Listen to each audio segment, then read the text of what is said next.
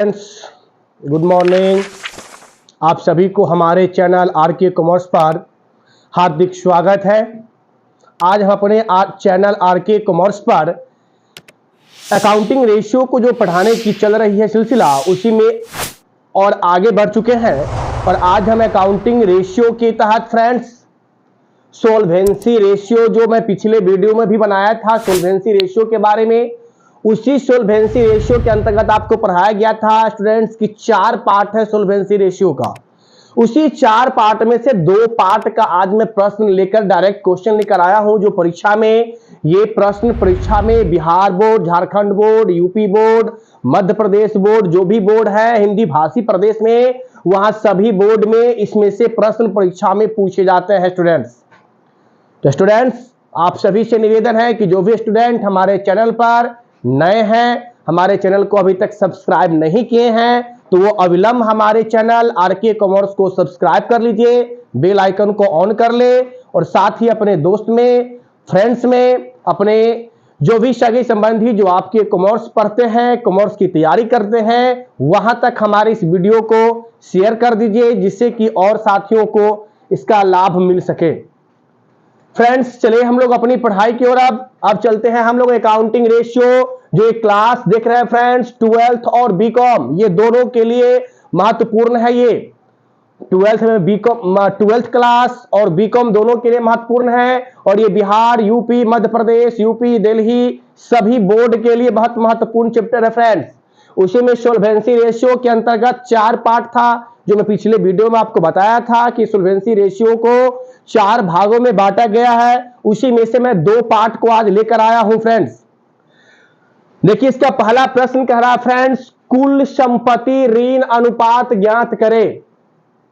क्या फ्रेंड्स? कुल संपत्ति ऋण अनुपात ज्ञात करें। इंग्लिश में कहते हैं friends, calculate total asset to डेब्ट रेशियो। अब क्या कर रहा फ्रेंड्स कि कुल संपत्ति मतलब किसी भी फॉर्म में, किसी भी कंपनी में जो जितनी टोटल एसेट होती है, उस टोटल एसेट में ऋण का कितना पार्ट है, ऋण अर्थात लोन का कितना पार्ट है, हमें पहले निकालना क्या है फ्रेंड्स, टोटल एसेट टू डेब्ट रेशियो। तो फ्रेंड्स, पहले इसका हम फॉर्मूला लिख ले कि टोटल एसेट टू डेब्ट रेशियो का फॉर्मूला क्या होता है। आपको पता है कि पूरे अकाउंटिंग रेशियो ये चैप्टर जो है फॉर्मूला बेस पर आधारित है फ्रेंड्स। तो देखिए, इसका पहले टोटल एसेट टू डेब्ट रेशियो का फॉर्मूला देखेंगे फ्रेंड्स। टोटल एसेट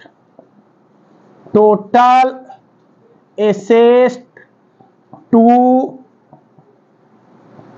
डेब्ट रेशियो, टोटल एसेट टू डेब्ट रेशियो का फॉर्मूला होता है friends, total asset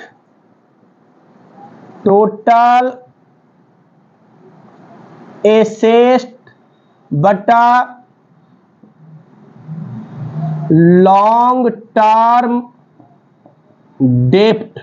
long term डेब्ट कहिए या लॉन्ग टर्म लोन कहिए, यही चीज होता है दोनों ये। तो फ्रेंड्स, पहले ये समझिए स्टूडेंट्स कि ये कुल संपत्ति ऋण अनुपात होता क्या है।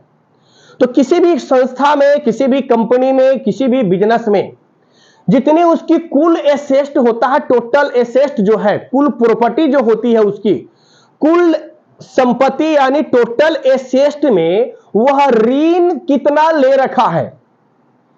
जैसे मान लिया जाए किसी फॉर्म का कुल एसेट यानी टोटल एसेट 50 लाख है, और उस 50 लाख में यह कहा गया है कि उसमें 40 लाख लोन लेकर लाया गया है।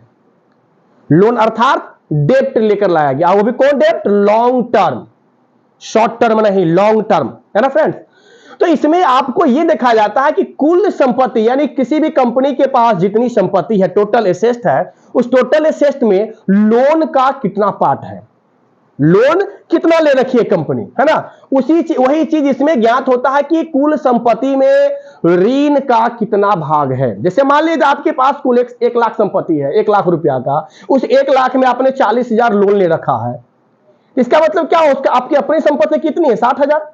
1 लाख टोटल है ना, उसमें 40,000 तो आपकी लोन है। तो बच गया कितना 60,000, तो 60,000 ही आपके अपने नेट एसेट कहलाएगा, है ना। तो फ्रेंड्स इसका फॉर्मूला होता है टोटल एसेट टू डेप्ट रेशियो, टोटल एसेट बटा लॉन्ग टर्म डेप्ट, यानी कुल संपत्ति। अब टोटल एसेट समझ गया ना, टोटल एसेट का मतलब करेंट एसेट और नॉन करेंट एसेट दोनों इंक्लूड होता है इसमें। जब ये टोटल कहा गया तो चालू संपत्ति और गैर चालू संपत्ति दोनों इसमें आ जाएगा। और यहां है लॉन्ग टर्म डेप्ट, इसमें केवल लॉन्ग टर्म आएगा, करेंट लायबिलिटी नहीं आएगा इसमें फ्रेंड्स, है ना। तो चलिए पहले हम क्या करेंगे फ्रेंड्स, टोटल एसेट को हम ज्ञात करेंगे फ्रेंड्स, है ना। तो देखिए टोटल एसेट पहले हमें निकालना पड़ेगा और लॉन्ग टर्म डेप्ट निकालना पड़ेगा फ्रेंड्स। तो देखिए लिखेंगे हम टोटल एसेट बराबर, टोटल एसेट बराबर फ्रेंड्स हो गया जितना भी यहां पर आप देखिए जितने भी ये शेयर होल्डर फंड है, टोटल डेप्ट है, करेंट लायबिलिटी है। देखते यहां देखिए सवाल में लिखा गया आपका क्या है, शेयर होल्डर फंड मतलब अंशधारी की पूंजी है कितना 2 lakh. Total debts, total debts का मतलब क्या होता है फ्रेंड्स, कुल ऋण, डेप्ट का मतलब ऋण, कुल ऋण, कुल ऋण का मतलब समझ गए ना, उसमें करेंट और नॉन करेंट दोनों इंक्लूड होगा इसमें। कितना 4,50,000। Current liabilities 50,000। अब देखिए यहां पर फ्रेंड्स टोटल डेप्ट है, टोटल डेप्ट का मतलब क्या होता है, डेप्ट का मतलब होता है ऋण, मतलब कुल ऋण यानी फॉर्म के ऊपर टोटल लोन कितना है 4,50,000 टोटल है। उसमें करेंट लायबिलिटीज, ये भी तो लोन ही है ना, करेंट लायबिलिटीज कितना है 50,000। तो ये 50,000 इसमें ऑलरेडी इंक्लूड है। ये जो 4,50,000 है उसी में ये 50 इंक्लूड है। क्यों? क्योंकि यहां लिखा गया है टोटल डेप्ट है। तो टोटल जब भी लिखा जाता है इसका मतलब होता है कि वह करेंट प्लस नॉन करेंट दोनों इंक्लूड होता है उसमें। तो इसमें अगर यहां टोटल तो 50,000 ऑलरेडी इसमें इंक्लूड है, तो क्या करेंगे हम इस टोटल डेप्ट में से जब करेंट लायबिलिटी हम माइनस कर लेंगे तो क्या बच जाएगा आपके पास, लॉन्ग टर्म डेप्ट बच जाएगा।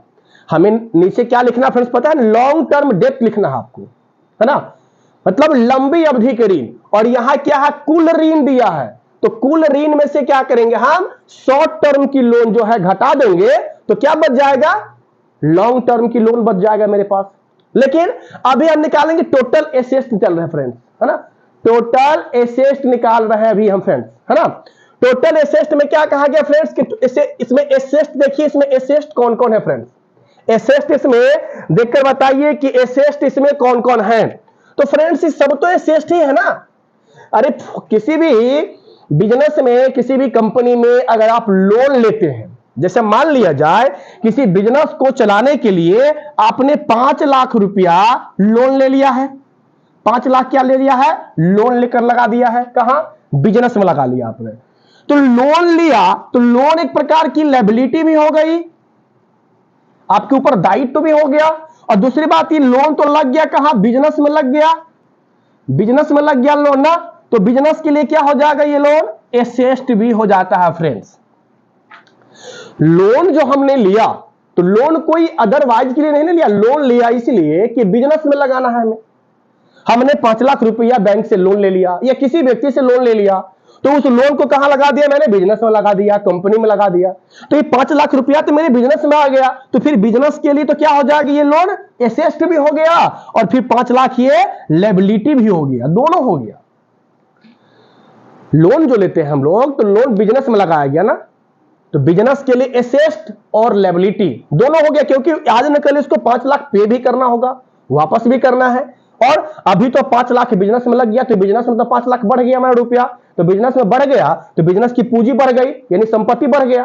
तो लोन जो लिया जाता है तो वह लायबिलिटी भी होता है और बिजनेस के लिए एसेट भी होता है, दोनों होता है फ्रेंड्स, है ना। इसीलिए फ्रेंड्स अब हम जो यहां सवाल में बताया गया है आपको,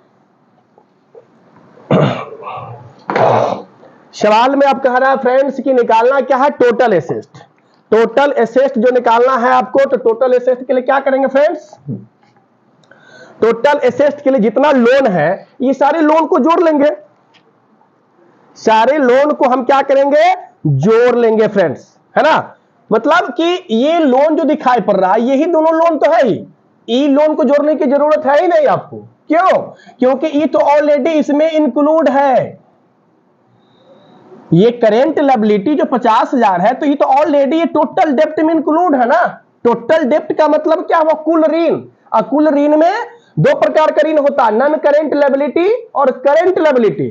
तो करेंट लायबिलिटी भी तो इसमें इंक्लूड है, क्योंकि टोटल लिखा गया है, टोटल है, इसका मतलब करेंट लायबिलिटी इसमें इंक्लूड है। तो हमें टोटल एसेट के लिए क्या करना होगा? शेयर होल्डर, मतलब कंपनी जो शेयर बेच के पैसा प्राप्त किया, वो भी पैसा बिजनेस में लगा, कंपनी में लगा, तो पैसा कंपनी के लिए क्या हो गया? एसेट हो गया। तो शेयर होल्डर का पैसा, तो शेयर होल्डर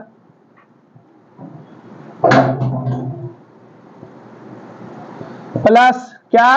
टोटल डेप्ट, टोटल डेप्ट, यानी टोटल एसेट निकालने के लिए क्या करेंगे हम? शेयर होल्डर को और टोटल डेप्ट को दोनों को जोड़ लेंगे। टोटल डेप्ट का मतलब क्या? कुल ऋण।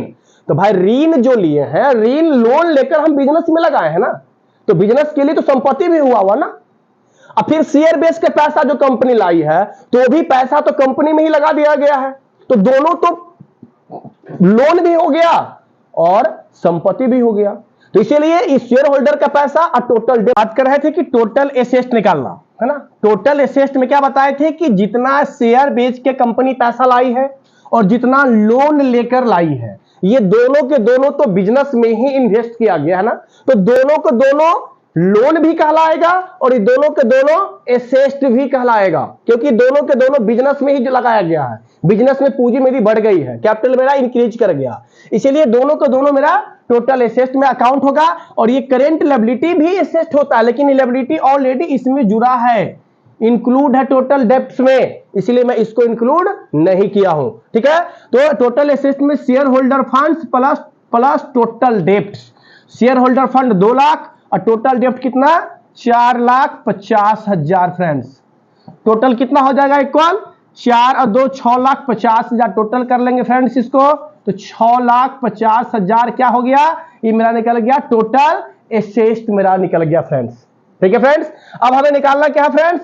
लॉन्ग टर्म डेप्ट, है ना।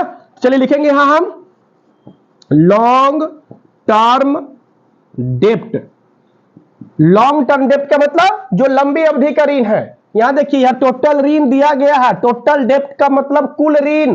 कुल ऋण कितना? 4,50,000 है, और कुल ऋण में ये नीचे करेंट लायबिलिटी भी दे रखा है 50,000 फ्रेंड्स। तो पता है कि जब टोटल ऋण है, कुल ऋण, टोटल डेप्ट में करेंट लायबिलिटी माइनस कर लीजिए आप, तो क्या हो जाएगा? यहां लिखेंगे यहां टोटल डेप्ट माइनस सीएल, सीएल यानी करेंट लायबिलिटीज। ठीक है, टोटल एसेट कितना है फ्रेंड्स? टोटल डेप्ट 4,50,000 माइनस सीएल कितना है फ्रेंड्स? 50,000 इक्वल टू कितना हो गया? 4,50,000 में 50 घट गया तो फ्रेंड्स 4 लाख। ये 4 लाख क्या निकल गया?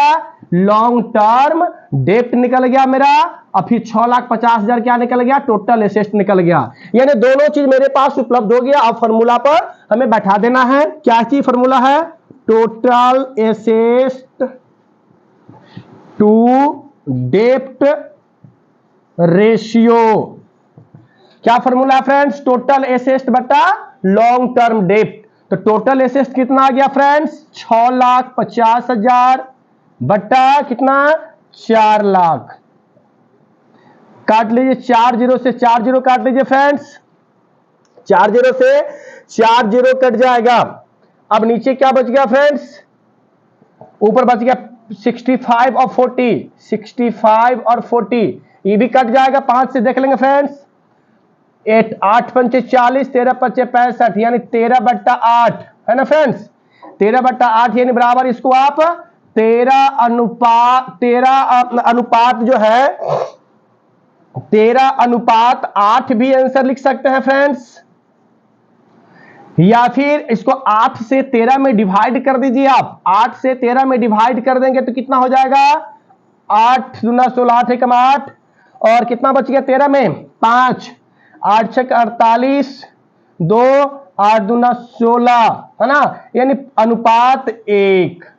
यानी 8 से 13 में भाग कर ली तो देख लीजिए 1.62 आएगा, अनुपात 1 कर लेंगे, ये इसका आंसर हो जाएगा फ्रेंड्स। इसका टोटल एसेस्ट टू डेप्ट रेशियो। फॉर्मूला था टोटल एसेस्ट टू डेप्ट रेशियो का, टोटल एसेस्ट बट्टा लॉन्ग टर्म डेप्ट, मतलब टोटल एसेस्ट को ऊपर लिखना है, बट्टा में लॉन्ग टर्म लिखना है आपको, जो लंबी अवधि का लोन है टोटल एसेस्ट निकालना पड़ता है। टोटल एसेस्ट मैंने निकाल दिया। ये सारे आप कुछ देख सकते हैं फ्रेंड्स। वीडियो अगर आपको नहीं तो रोक करके देखिए, आप वीडियो को पुश करके देखिए, ठीक है फ्रेंड्स। मैं इसको आप थोड़ा साफ करना हूं क्योंकि फिर अगला क्वेश्चन मैं इसी पर बनाने वाला हूं फ्रेंड्स, ठीक है। तो आप लोग इस वीडियो को वह देख लीजिए सही से, इसको मैं साफ करने वाला हूं।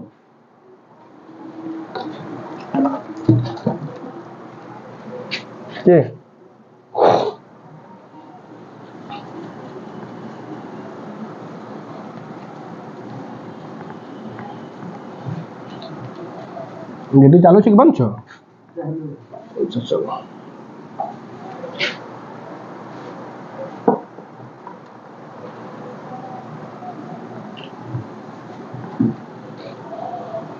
चलो बीच में का काट दिया।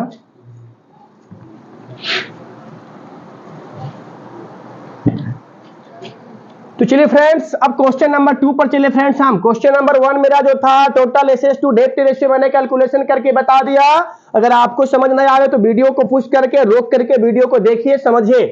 अब चलते हैं क्वेश्चन नंबर 2 की ओर। क्वेश्चन नंबर 2 क्या करा देखिए, निम्न सूचना से एक में क्या कहता है, ऋण क्षमता अनुपात, 2 स्वामित्व अनुपात, कैलकुलेट डेप्ट इक्विटी रेशियो या प्रोप्राइटरी रेशियो, दो चीज निकालना है फ्रेंड्स इसमें आपको। एक तो ऋण क्षमता अनुपात जो पीछे आपको पढ़ चुके हैं, ये चीज डेप्ट इक्विटी रेशियो निकालना फ्रेंड्स। पीछे आप पढ़ चुके हैं कि डेप्ट इक्विटी रेशियो कैसे निकाला जाता है ना। एक चीज आपके लिए इसमें नया है, क्या, proprietary ratio. Proprietary ratio Hindi में कहते हैं स्वामित्व अनुपात। ये चीज एक लिए नया है आपके लिए। ये डेप्ट इक्विटी रेशियो ऋण क्षमता अनुपात पीछे आप पढ़ चुके हैं। तो देखिए अब सवाल देखिए क्या कह रहा है, long term borrowing 8 lakh, long term provision 4 lakh, current liabilities 2 lakh, non current asset 14,40,000 और करेंट एसेट 3,60,000। निकालना है दो चीज, डेप्ट इक्विटी रेशियो और प्रोप्राइटरी रेशियो।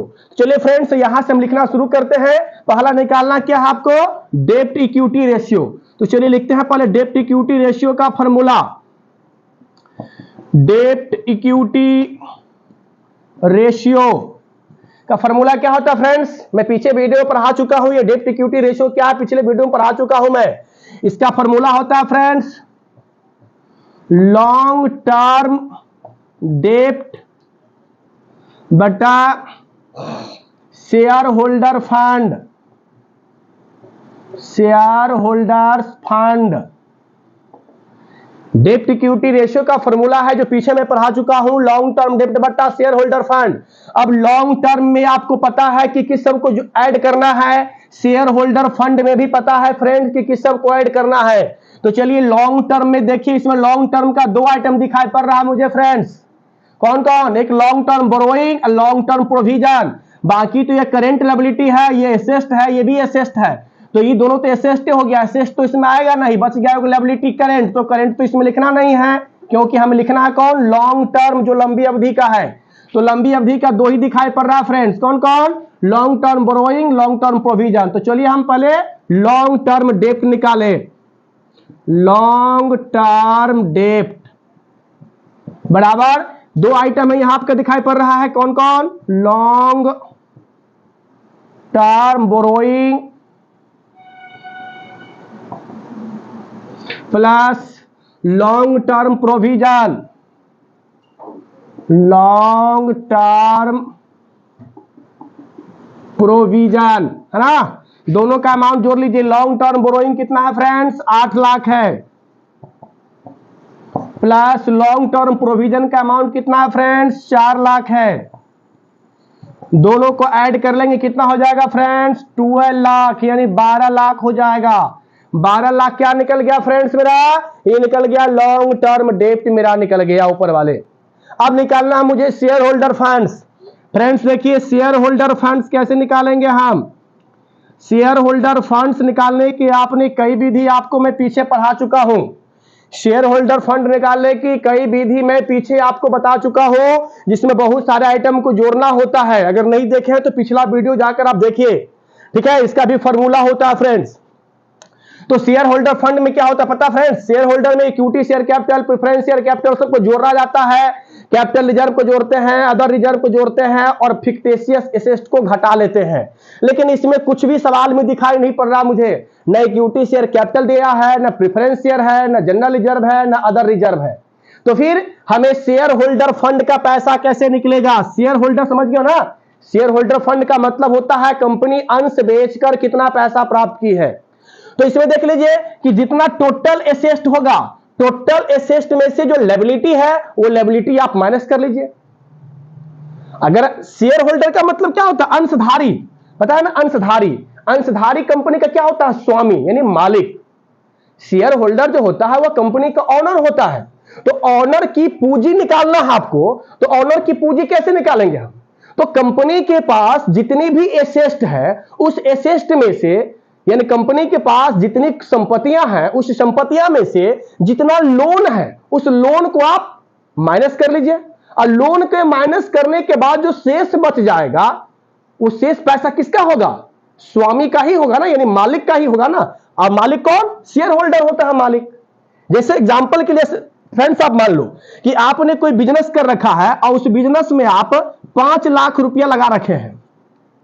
बिजनेस का टोटल एसेट कितना है फ्रेंड्स? 5 लाख। 5 लाख बिजनेस में लगा चुके हैं। इस 5 लाख में आपने 3 लाख रुपया लोन लेकर लाए हैं। 3 लाख रुपया क्या फ्रेंड्स? लोन है इसमें आपका। तो इसमें ये पूछा जाए आपसे कि 5 लाख में स्वामी का कितना रुपया है? स्वामी अर्थात मालिक का।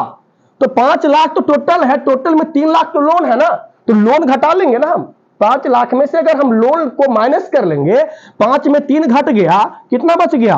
2 लाख। ये 2 लाख क्या कहलाएगा? यही तो स्वामी का पूंजी। तो फ्रेंड्स हम लोग बात कर रहे थे शेयर होल्डर फंड निकालने का।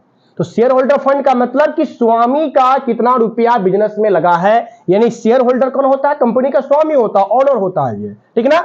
तो स्वामी में क्या बता है कि कंपनी के पास जितनी एसेट है, जितना कुल एसेट है, टोटल एसेट में से उसका लायबिलिटी आप माइनस कर लीजिए। तो लायबिलिटी माइनस करने के बाद जो शेष बचेगा वही आपका शेयर होल्डर का पैसा होगा फ्रेंड। तो देखिए एसेट में 2 प्रकार का एसेट है यहां आपका, कौन कौन?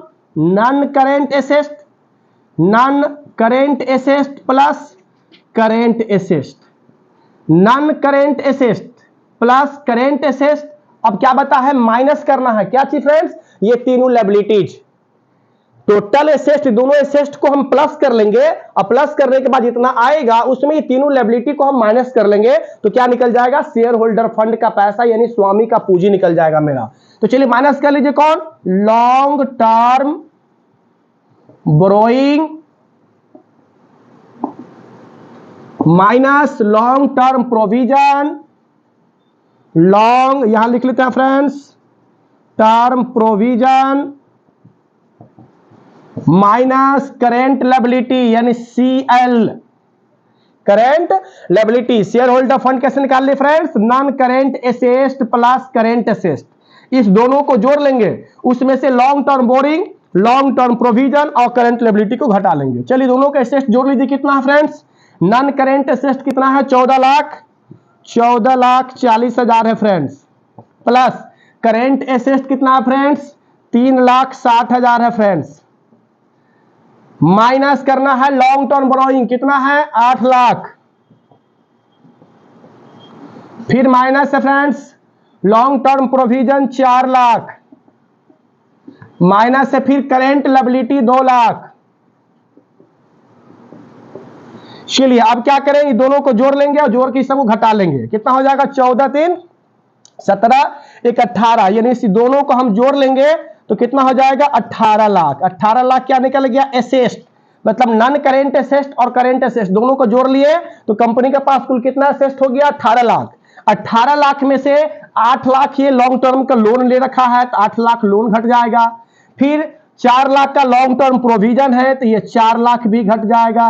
फिर 2 लाख का लायबिलिटीज है, माने करंट लायबिलिटी है तो 2 लाख भी घट जाएगा। अब क्या करेंगे? 18 लाख माइनस, अब सब तीनों को एक साथ जोड़ लीजिए क्योंकि तीनों तो माइनस ही करना है, तो 8 4 12 2 14, 14 लाख आपका माइनस हो गया फ्रेंड्स। देखिए अब टोटल एसेट कंपनी के पास 18 लाख था, उसमें 14 लाख उसका लोन ही है, तो 18 लाख में से 14 लाख उसके ऊपर लोन है, तो इसका मतलब कंपनी का स्वामी यानी मालिक का कितना पैसा है, तो 18 लाख में 14 लाख घटा लीजिए 4 लाख, यानी ये 4 लाख क्या निकला फ्रेंड्स, यही शेयर होल्डर फंड निकला है फ्रेंड्स, ठीक ना। तो यानी कि 18 लाख में से 14 लाख लोन था, घटा लिया, जो बच गया वह स्वामी का पैसा अर्थात तो शेयर होल्डर का पैसा निकल गया, ठीक है। अब हमारे पास लॉन्ग टर्म क्या कहते हैं, लॉन्ग टर्म डेप्ट भी आ गया 12 लाख और क्या कहते हैं शेयर होल्डर फंड भी आ गया 4 लाख। अब क्या करेंगे, सीधे हम फॉर्मूला पर इसको डेप्ट इक्विटी रेशियो को बैठा देंगे फ्रेंड्स। तो देखिए यहां हम इसको बना देते हैं फ्रेंड्स, ठीक है।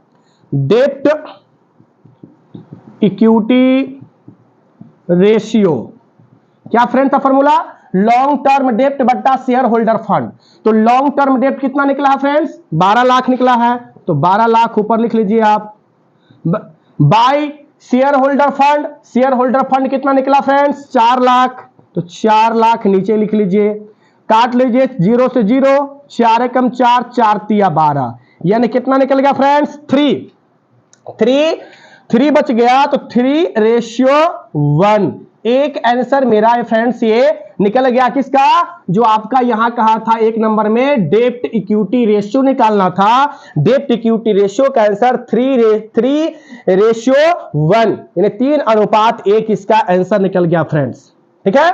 अब एक चीज और निकालना फ्रेंड्स इसमें, क्या प्रोप्राइटरी रेशियो, दो चीज निकालना था फ्रेंड्स, प्रोप्राइटरी रेशियो यानी स्वामित्व अनुपात, स्वामित्व का मतलब फिर वही स्वामी मालिक है ना, उसका अनुपात निकालना फ्रेंड्स। तो फ्रेंड्स इसको थोड़ा देख लेंगे क्योंकि इसको फिर हम साफ करेंगे, फिर इस पर दूसरा बनाना क्वेश्चन, तो इसको आप लोग स्क्रीनशॉट ले लेंगे या फिर इसको आप सेव कर लीजिए, फिर इसको हम साफ कर देंगे फ्रेंड्स। फ्रेंड्स आपका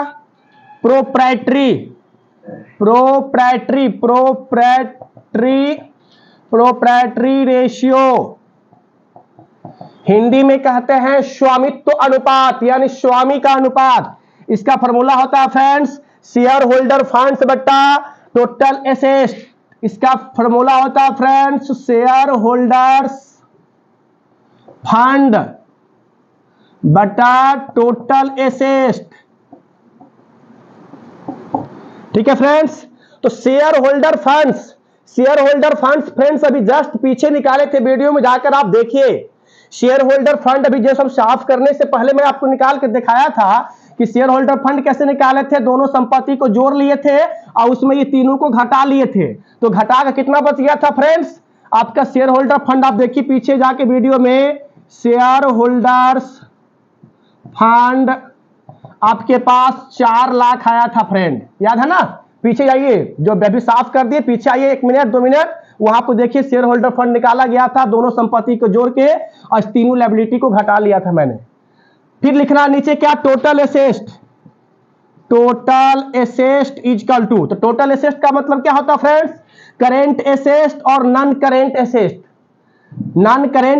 और करेंट एसेट दोनों एसेट को जोड़ लेंगे तो क्या हो जाएगा मेरा टोटल एसेट हो जाएगा, non current asset plus current asset. Non current asset कितना फ्रेंड्स 14,40,000 प्लस करेंट एसेट कितना है 3,60,000 बराबर कितना हो गया 14 3 17 18 लाख टोटल एसेट आ गया फ्रेंड्स।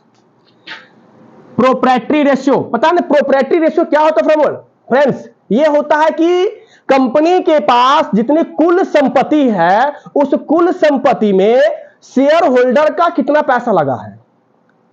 किसी भी कंपनी की जितनी पूंजी होती है उस पूंजी में टोटल एसेट में शेयर होल्डर यानी अंशधारी का पैसा कितना लगा है, वही चीज ये प्रोप्राइटरी रेशियो के माध्यम से निकाला जाता है कि टोटल एसेट में शेयर होल्डर का कितना अंश है, कितना भाग है ना। तो चलिए अब आपके पास फ्रेंड क्या आ गया, शेयर होल्डर फंड भी आ गया 4 लाख और टोटल एसेट भी आ गया 18 लाख, इन्हें ऊपर नीचे और दोनों वाले आपके आइटम आ गया। आप क्या करेंगे, सीधा फॉर्मूला पर बैठा देंगे friends, proprietary ratio equal to क्या था share holder fund, share holder fund कितना आया था फ्रेंड्स 4 लाख बाई कितना टोटल एसेट 18 लाख,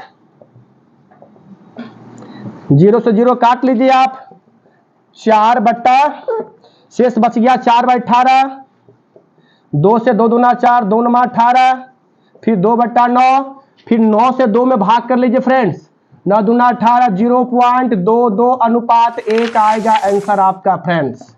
9 से 2 में भाग करेंगे तो 0.22 आएगा, अनुपात में 1 कर लेंगे फ्रेंड्स। तो फ्रेंड्स वीडियो कैसा लगा? अच्छा लगा तो निश्चित वीडियो को आप लाइक कर दीजिएगा, और कुछ भी संदेह अगर डाउट हो तो कमेंट में जरूर लिखिएगा फ्रेंड्स। आज के वीडियो में बस इतना ही। फिर से मैं कहूंगा जो भी स्टूडेंट्स हमारे चैनल पर नए हैं वो हमारे चैनल को सब्सक्राइब कर लीजिए, बेल आइकन को ऑन करके इस वीडियो को अपने फेसबुक व्हाट्सएप ग्रुप में, है ना, जहां तक भी संभव हो इस वीडियो को शेयर कर दीजिए कि जिससे और भाई लोग को इस वीडियो का लाभ मिल सके। धन्यवाद फ्रेंड्स।